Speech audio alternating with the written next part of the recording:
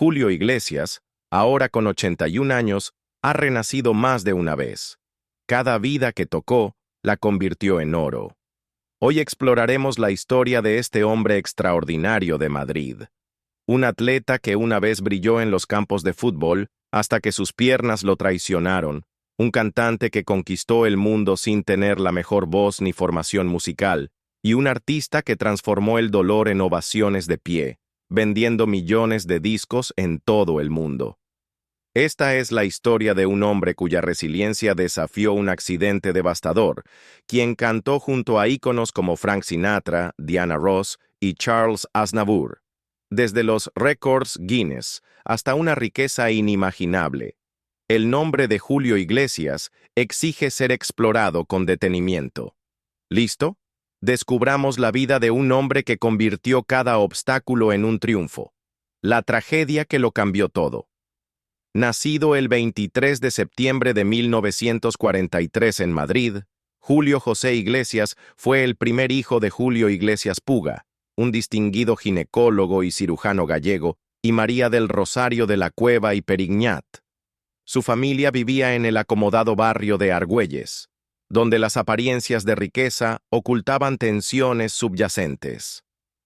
A pesar de la fachada de privilegio, el hogar de los Iglesias no era feliz, y los rumores sugerían que Carlos, el hermano menor nacido 2 años después de Julio, era el favorito de su madre. Sin embargo, ambos hijos fueron criados en un entorno de oportunidades, asistiendo a prestigiosas escuelas que sentaron las bases para sus futuros logros. Desde temprana edad, Julio mostró un gran talento como atleta, particularmente en el fútbol. Sus padres, aunque reticentes, apoyaron su pasión cuando se unió al equipo juvenil B del Real Madrid como portero. Sus días se dividían entre los entrenamientos y sus estudios en el Colegio Mayor Universitario de San Pablo, donde estudiaba Derecho. Julio soñaba con unirse al cuerpo diplomático español, pero el destino tenía otros planes. La noche del 22 de septiembre de 1962, Julio salió con amigos a celebrar su próximo cumpleaños número 19. La alegría de la juventud dio un giro devastador cuando su coche se salió de la carretera en Majadahonda, un pequeño pueblo al norte de Madrid. A las 2 de la mañana, el vehículo chocó violentamente contra unos arbustos espesos, dejando a Julio inconsciente y gravemente herido. Despertó en el hospital Eloy Gonzalo, donde los médicos le dieron un diagnóstico desalentador. Múltiples fracturas en las piernas, una grave lesión en la columna vertebral y un pronóstico que ponía en duda si volvería a caminar. Para un joven ambicioso que acababa de firmar con el Real Madrid, el futuro parecía irremediablemente destruido. El dolor físico era insoportable, pero el impacto emocional fue aún mayor. En los meses siguientes, la condición de Julio empeoró. Sus piernas quedaron inertes y la rehabilitación ofreció pocos avances. Las evaluaciones médicas finalmente revelaron un tumor que comprimía su canal espinal, agravando su parálisis. La cirugía para remover el tumor fue extremadamente riesgosa. Un procedimiento delicado requería insertar una aguja por la nuca para extraer el crecimiento. Un error mínimo podría haber sido fatal. La radioterapia siguió a la operación, pero los agresivos tratamientos con cobalto causaron efectos secundarios severos, dejando el cuerpo de Julio debilitado. Su padre, Julio Iglesias Puga, hizo un sacrificio monumental, dejando de lado su carrera para cuidar a su hijo a tiempo completo. Al reflexionar sobre esto más tarde, Julio dijo: «Mi padre se convirtió en mi salvavidas. Transformó nuestra casa en un hospital, sacrificándolo todo para ayudarme a recuperar una semblanza de normalidad. Una guitarra y un nuevo comienzo». Durante este periodo de desesperación, la vida de Julio dio un giro crucial gracias a la intervención de Eladio Magdaleno, un enfermero asignado a su cuidado. Observando la creciente desidia de Julio mientras los días se convertían en meses de inmovilización, Eladio trató de ofrecer algo más allá del apoyo médico. Una chispa de esperanza. Un día, Eladio entró en la habitación de Julio con un modesto regalo, una guitarra y un pequeño libro de acordes. Esto podría mantener tu mente ocupada, sugirió Eladio con una sonrisa, sin saber que este aparentemente simple acto de bondad cambiaría profundamente el destino de Julio. Al principio, Julio miró la guitarra con escepticismo. Con su fuerza física considerablemente disminuida, incluso sostener el instrumento representaba un desafío. Sin embargo, el acto de rasguear las cuerdas se fue convirtiendo lentamente en una forma de terapia, no solo fortaleciendo sus dedos, sino también dándole un sentido de propósito. Las melodías que tocaba eran crudas y poco refinadas, pero resonaban profundamente con sus emociones. La música se convirtió en su compañera durante largas noches de insomnio, llenando el silencio que antes amplificaba su desesperación. Confinado a su cama y separado de su antigua vida como atleta, Julio encontró consuelo en la composición. Cada acorde y letra se convirtió en una vía para expresar las emociones que ya no podía manifestar mediante la actividad física. Vertió su dolor, anhelo y débiles destellos de esperanza en sus composiciones. Entre estos primeros trabajos se encontraba una canción conmovedora titulada La vida sigue igual, una oda a la resiliencia frente a la adversidad. La canción capturó la esencia de su perspectiva agridulce, reconociendo su pérdida mientras abrazaba la posibilidad de un nuevo comienzo. A medida que su confianza crecía, Julio comenzó a experimentar con diferentes estilos musicales, inspirándose en el flamenco y la música clásica española que había escuchado de niño. Más tarde recordó estos momentos como transformadores. El accidente destruyó mis sueños, pero también me dio el tiempo y la quietud para unir mi alma y mi mente de una manera que nunca imaginé posible. Esa guitarra se convirtió en mi tabla de salvación. Las sesiones de guitarra también trajeron un nuevo sentido de conexión con su familia, especialmente con su padre, Julio Iglesias Puga. Al ver a su hijo recuperar una chispa de vitalidad, el mayor de los Iglesias se convirtió en un firme defensor del creciente interés de Julio por la música, a menudo sentándose junto a su cama para escuchar. Este vínculo compartido ayudó a reparar la relación tensa que tenían antes del accidente, ya que su padre comenzó a comprender la profundidad de la transformación de Julio. Con el tiempo, la música se convirtió en algo más que una fuga terapéutica. Encendió una pasión que Julio nunca antes había experimentado. En momentos en que su recuperación física parecía estancada, su progreso creativo lo mantenía adelante. Comenzó a soñar con interpretar sus canciones para otros, a pesar de la difícil realidad de sus lesiones. Escribir y tocar música le dio una nueva identidad, una que trascendía los límites de su cuerpo. Este período de despertar artístico no estuvo exento de desafíos. Julio a menudo luchaba con sentimientos de inseguridad y miedo al futuro. ¿Alguien querría escuchar canciones escritas por un exatleta convertido en músico discapacitado? Sin embargo, esas preguntas solo alimentaban su determinación. Al convertir su dolor en arte, Julio descubrió una fortaleza que nunca supo que poseía. Las lecciones aprendidas durante estos años de recuperación moldearon a Julio Iglesias no solo como artista, sino también como persona. Su capacidad para transformar una tragedia aparentemente insuperable en una fuente de creatividad y resiliencia se convirtió en la base de su éxito futuro.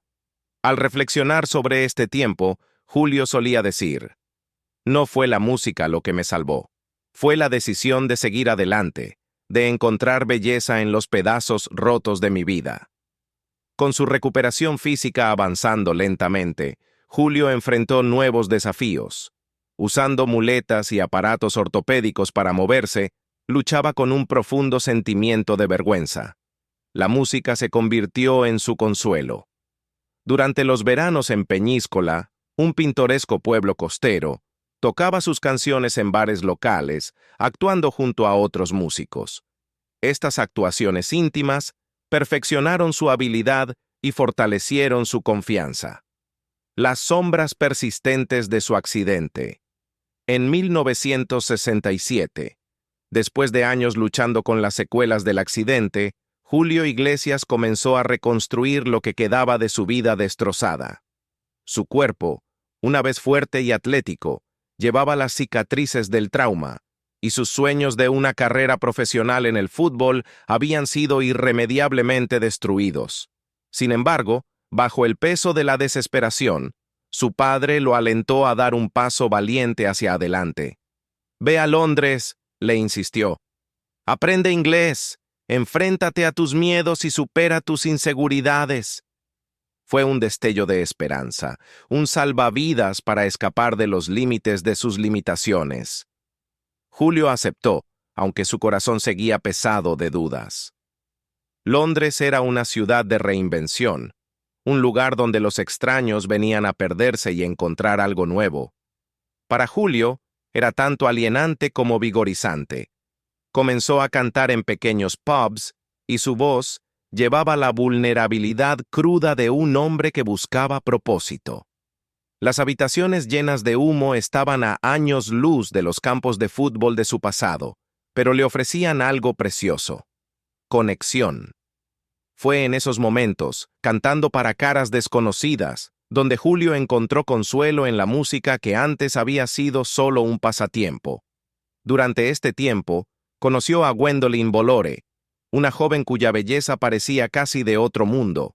Era de ascendencia noble rusa, exiliada por las crueles mareas de la historia, y sus rasgos cautivaron a Julio al instante. «Gwendolyn fue muy importante en mi vida», escribiría más tarde Julio en sus memorias. «Mi primer gran amor en libertad». Ella era impresionante, con pómulos altos, ojos grises y cabello dorado. Debo admitir que nunca he amado a una mujer más hermosa. Durante un breve período, Gwendolyn se convirtió en la musa de Julio, inspirando una de sus primeras canciones, una balada agridulce que llevaba su nombre.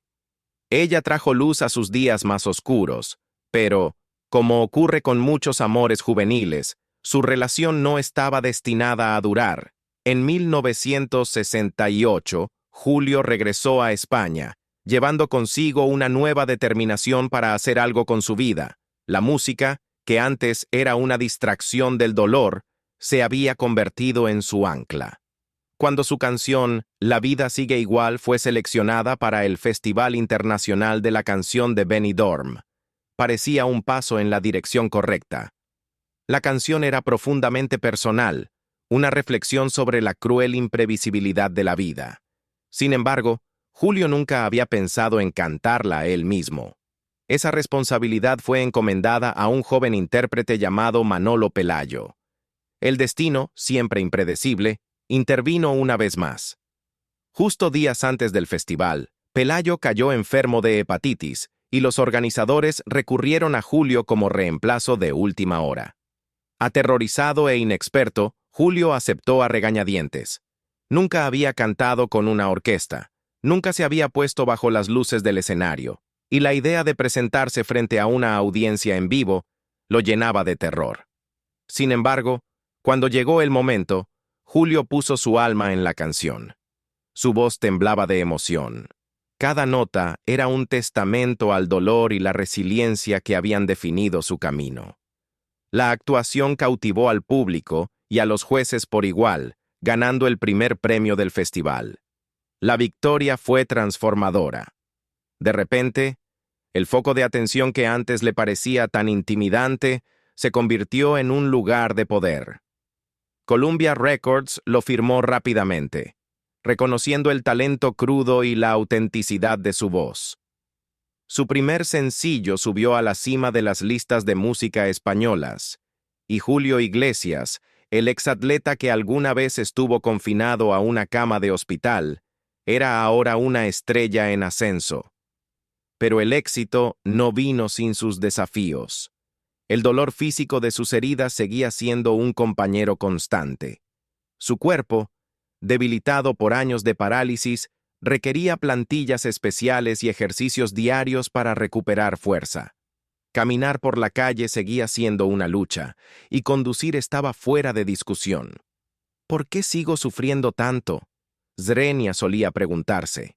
Las cicatrices, tanto visibles como invisibles, eran un recordatorio de todo lo que había perdido. Pero en lugar de romperlo, esas cicatrices alimentaron su determinación. Cada dolor, cada limitación, se convirtió en una razón para esforzarse más. En 1970, la carrera de Julio alcanzó un nuevo hito cuando ganó el Festival de la Canción de Barcelona con Gwendoline. La victoria aseguró su lugar como representante de España en el Festival de la Canción de Eurovisión en Ámsterdam. Vistiendo un traje azul eléctrico, Julio cantó con una confianza que desmentía su aún frágil condición física.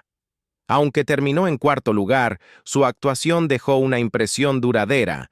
El mundo comenzó a notar al joven madrileño, cuya sonrisa podía iluminar una habitación. Las discográficas se alinearon para firmarlo, y el cantante que antes era una improbable estrella se convirtió en el rostro de la música española en el escenario global. Sin embargo, detrás del glamour, Julio luchaba por adaptarse a su nueva fama. Los críticos rápidamente señalaron sus deficiencias. Decían que estaba rígido en el escenario, que sus movimientos eran torpes, que le faltaba el carisma para sostener una carrera. Había perdido el 30% de mi movilidad, explicó Julio más tarde. El accidente que casi le costó la vida le había robado la gracia, pero no la determinación. Cada actuación se convirtió en un acto de desafío, una declaración a aquellos que dudaban de él. Poco a poco, ganó a sus detractores, demostrando que la emoción cruda y la autenticidad podían triunfar sobre la perfección técnica.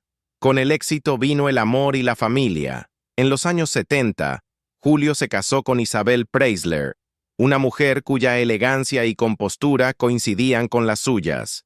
Juntos tuvieron 3 hijos, y por un tiempo parecía que Julio había encontrado un equilibrio entre su vida profesional y personal.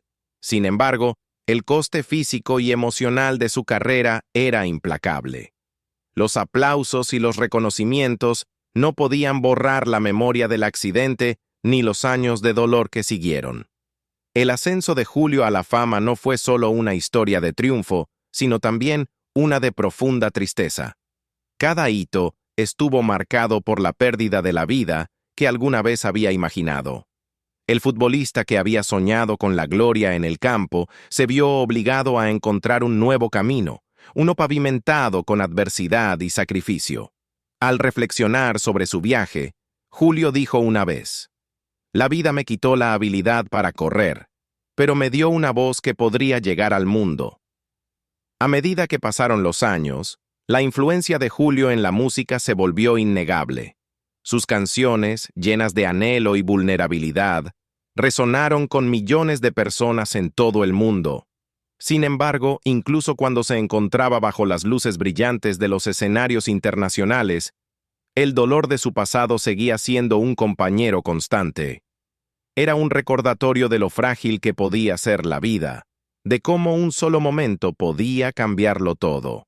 Sombra de un secuestro que persiste. La vida de Julio Iglesias dio un giro trágico y dramático que dejaría una marca imborrable en su familia.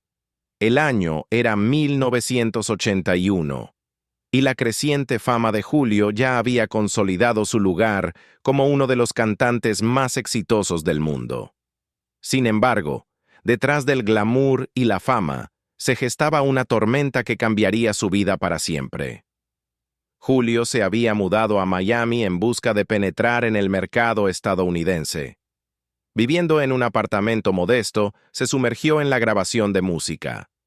Mientras tanto, su hermano Carlos, un exitoso cirujano de mama en Madrid con una vida familiar estable, tomó la decisión desinteresada de dejar su carrera.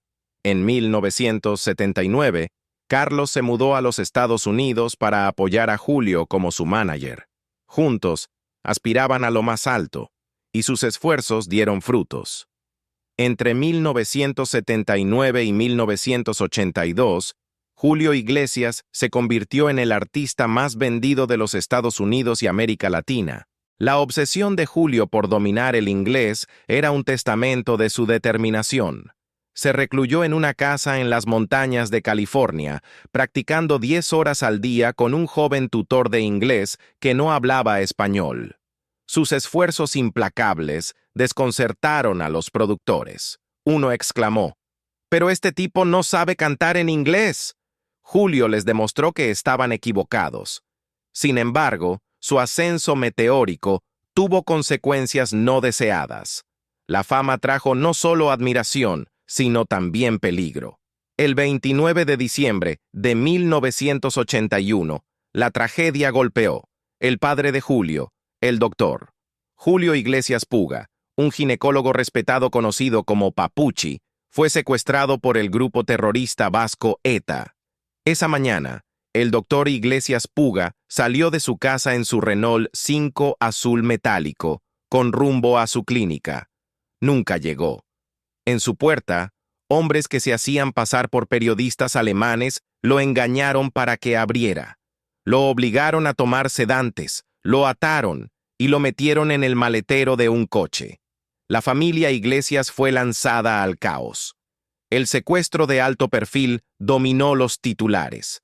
Las fuerzas policiales se movilizaron en masa, con 30 agentes GEO, 40 policías y 25 guardias civiles trabajando sin descanso.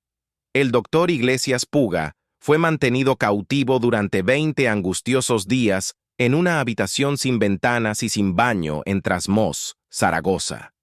Sus captores exigieron un rescate exorbitante: 2.000 millones de pesetas. Julio, desesperado por salvar a su padre, tenía el dinero preparado para el intercambio. Pero las autoridades intervinieron justo a tiempo. El desgaste emocional para Julio fue inmenso. En su mansión de Miami, donde había traído a sus hijos para mantenerlos a salvo, caminaba por los pasillos, atormentado por la culpa. «Lo tomaron por mi culpa», repetía. «Pobre hombre, allá afuera en el frío sin abrigo. ¿Tiene su medicina? Me siento responsable». Su angustia era palpable, un recordatorio de que ni siquiera la fama podía protegerlo de las crueldades de la vida. El 17 de enero de 1982, la pesadilla finalmente terminó. En una incursión audaz, los agentes del GEO asaltaron el escondite, utilizando explosivos para abrir la puerta. El doctor Iglesias Puga, aturdido y desorientado, confundió a sus rescatadores con astronautas. «Tardaron bastante», comentó al ver a los oficiales. Aunque no sufrió daños físicos, la experiencia dejó cicatrices psicológicas profundas. 2 días después, el doctor Iglesias Puga dio una rueda de prensa. «Desde el momento en que abrieron la puerta de mi habitación, les tomó 5 segundos llegar hasta mí», relató. A pesar de su resistencia, el trauma perduró. Julio, incapaz de quitarse el miedo por la seguridad de su familia, contrató al oficial que había liderado la operación de rescate como su jefe de seguridad y lo llevó consigo en las giras internacionales.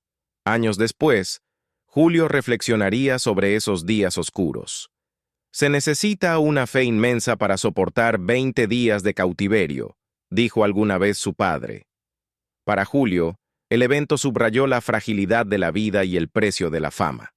También profundizó su vínculo con su familia.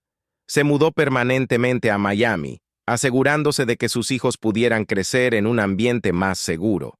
En los lujosos confines de su mansión en Indian Creek, buscó consuelo en su presencia, tratando de protegerlos de las sombras de su pasado. La resiliencia de la familia Iglesias se convirtió en una historia inspiradora de supervivencia y unidad. El hermano de Julio, Carlos, quien había sacrificado tanto para apoyarlo, permaneció como un pilar firme. Juntos, navegaron por las turbulentas aguas de la fama y la adversidad, saliendo más fuertes. El doctor Iglesias Puga, aunque marcado por su experiencia, reanudó su vida con un coraje admirable, convirtiéndose en un símbolo de perseverancia. La carrera de Julio siguió en ascenso, pero las cicatrices de aquel día de diciembre quedaron grabadas en su corazón. La historia del secuestro de su padre se convirtió en un recordatorio de los costos del éxito y de la inquebrantable fuerza del amor familiar. Para Julio Iglesias, el cantante que conquistó el mundo, el mayor triunfo no fue su música, sino su capacidad de proteger y valorar a los que más quería frente a la adversidad inimaginable. Julio Iglesias es un ejemplo brillante de resiliencia frente a la adversidad. Desde perder la capacidad de caminar hasta convertirse en uno de los artistas más celebrados de la historia, su historia nos recuerda que incluso los momentos más oscuros pueden llevar a triunfos increíbles. ¿Qué crees que impulsó a Julio a lograr tanto a pesar de tan grandes obstáculos? ¿Podría haber sido pura determinación, una familia solidaria o algo aún mayor? Déjanos tus pensamientos en los comentarios y no olvides dar like y suscribirte para más historias inspiradoras.